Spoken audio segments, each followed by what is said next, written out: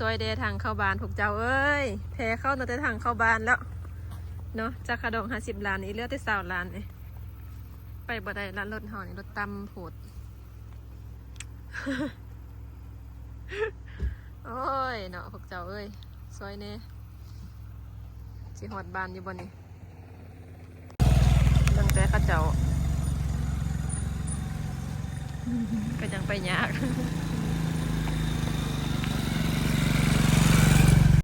สบายดีทุกคนมื้อนี้ก็เข้าบ้านแล้วเด้ออันรีวิวหนทางก็หนทางธรรมศาสตร์ทางย่างมืดแล้วตอนนี้ก็เฮ็ดแต่ภูเข้าเรื่องธรรมศาสตร์กันที่1บ้านค่อยน่ะภูเข้าป่าใหม่มื้อนี้ท้องฟ้าแจ่มใสภูเข้าเขียวสดงดงามหนทางกับธรรมศาสตร์ลงโทษคุณมันก็ อันค่อยเป็นค่อยไปอันคนอื่นเข้ามาในเมืองกลับบ้านก็ใส่เวลาอยู่ที่ประมาณ40-50 นาทีส่วนเฮากับประมาณ 2-3 ชั่วโมงพุ่นแหละบ่ฝ่าวบ่ฟังเนาะบ้านเฮาก็อยู่หั่นแหละมันพอดีเฮาไปเซาดอกนี่แหละบรรยากาศบ้านสยบุรีก็ล้อมรอบไปด้วยภูเขาข้อยก็ตั้งคำถามอยู่ว่าพ่อแม่เขาไปเฮ็ดหยังคืออยู่ในป่าในดงปานนั้นอยู่ใกล้บ่ใกล้นี่นี่เด้อ เมื่อให้น้องสาวได้คลิป นะชีวิตเฮาก็อย่าไปซีเรียสหลายมีความสุขแน่นี่แหละตอนนี้เขาเป็นเวลา2 โมงแล้วเนาะ11 โมง 50 นาทีวันนี้ฮอดบ้านจักโมง ตอนนี้ก็อยู่ที่11 โมง 58 นาทีเด้อ แค่เขามาประมาณ3 โมงแรงผมก็เสือเลย เขาก็คงจะบอกคำพับไปหอดบานติโบนั่นแหละก็บอบาเผาไล่แต่กำลังไป เจ้าท่าเบิ้งแต่คณะจุพี่จิกซ้ำนี่เจ้าท่าเบิ้งเจ้าล่ำอ่ะล่ำอ่ะ ล่ำอำล่ ล่ำมาล่ ำล่ำน่ะล่ำ ำแล้วดักกรูด ไปยืมซ้ำมากว่า เดี๋ยวนี้มาฮอดบ้านพี่น้องเขาเจ้ากำลังแปลงทาง ระวังดูทางล่างโอ้ย โหว่าจะเข้าไปใดบ่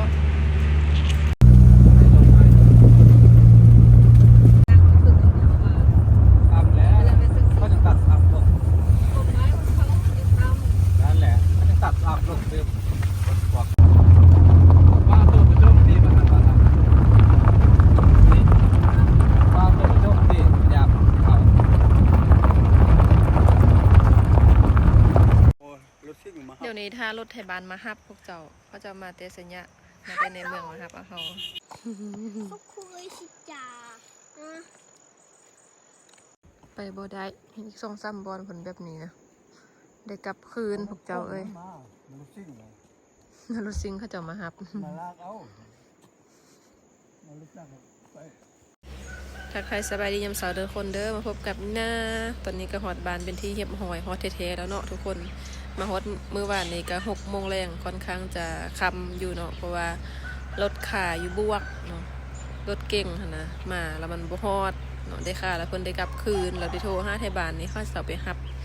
เอาอยู่ระหว่างทางกลางทางคั่นเนาะโอ้หนักสมควรได้ทางเข้าบ้านก็ได้ มันเป็นบวกเป็นคุ้มยาวนะรถตั้มนี่เข้ามาบ่ได้เลยหมู่บ้านนี่ลำบากแฮงทุกคนทางเข้าบ้านของนีนานี่ก็ยังว่าเพเข้าตั้งแต่ทางเข้าบ้านละคาดอง50 บาทนี่รุดเลือด20 ล้านใกล้เลยชั่วโมงป้ายเพิ่นจังมาฮอดหมู่บ้านนะออกมาแต่ฝุ่น12 โมงมาฮอดปี6 โมงแรงแล้วก็ตอนนี้ตื่นมารับชมวิวบรรยากาศอยู่บ้านแม่น้ำคลองทุกคนหนาวนะอยู่บ้านก็ได้ช่วงนี้ค่อนข้างจะเงียบจะเงา บ้านบ่ค่อยมีคนเพราะว่าวัยรุ่นเขาเจ้าก็บ่อยู่บ้านไปเฮ็ดเวียกเฮ็ดงานหมดละ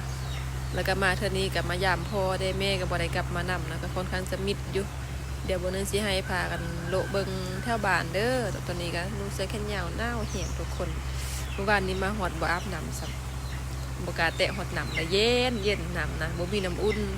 ได้ต้มน้ำเอาเพราะว่าบ้านเนี่ยอยู่ติดน้ำคลองกับภูเขาแล้วหนาวแห้งทุกคนเย็นขนาด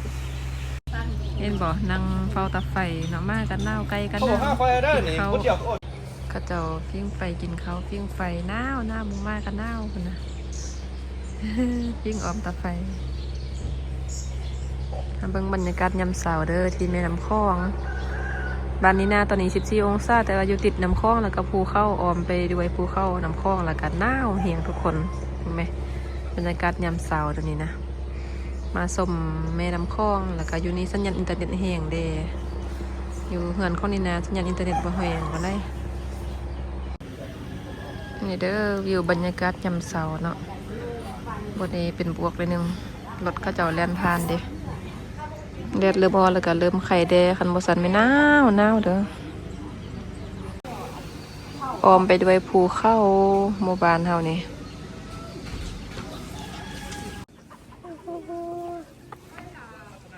มาอันนี้เป็นส่วนผักอีพอเพิ่นตัดซุ้มมักนาวออกทุกคนจื้อได้บ่ก่อนหน้านี้อยู่นี่จะมีต้นมักนาวบักใหญ่ๆอยู่นี่น่ะแล้วเพิ่นมาเฮ็ดสวนใส่นี้ล่ะนี่เด้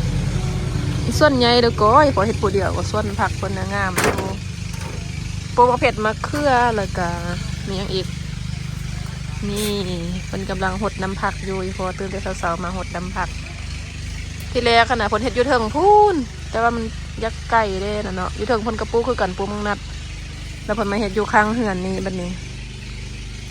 มะเขือมะเผ็ดมีต้นมะฮุ่งพร้อมดีอยู่นำไดโต้มาจากห้วยพุ่นเด้อนำนี่เนาะเป็นนำโต้มาจากห้วยแล้วก็เอามาหดผักอยู่นี้เพิ่นเฮ็ดเองส่วนเพิ่นหันสบายวันนี้อยู่มอเหือนแต่ว่าสิปลูกไปค่ายก่อนมาเป็นมะเขือเพิ่นหัน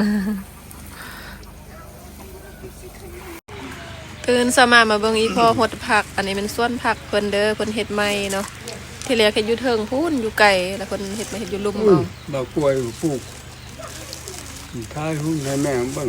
เพิ่นบอกทายพี่ให้อีเมย์เบิ่งเด้อโอ้ต้นกล้วยหลายได้อยู่เทิงดูดิเดี๋ยวสิขึ้นไปเบิ่งให้เบิ่งเด้อแม่นล่ะวะ เป็นหมากหมด มาเมื่อวานนี้ แต่บ้านเขาเจ้ามาหาอันนี้ก็เป็นส่วนเทิงบ้านนี้พ่อเพิ่นปลูกต้นกล้วยมะกล้วยก็เป็นมากล่ะปลูกไร่เติบแล้วก็อยู่เทิงบนปลูกมังนัดแต่เพิ่นก็มาเฮ็ดอยู่ลุ่มพีบัดนี้ส่วนผักเพิ่นหั่นอยู่มอเฮือนเลยบัดนี้สะดวกสบายคลิปนี้ก็พอกันเท่านี้เด้อเอาไว้เจอกัน EP ต่อไปทุกคนจะมาอัปเดตให้เบิ่งเรื่อยๆอยู่นี่ก็ประมาณ 2-3 มื้อก็สิได้กลับแล้วเนาะเพราะว่าไอ้ทองเพิ่นสิไปเฮ็ดเวียกหั้นนะก็สิได้ขึ้นไปนำกัน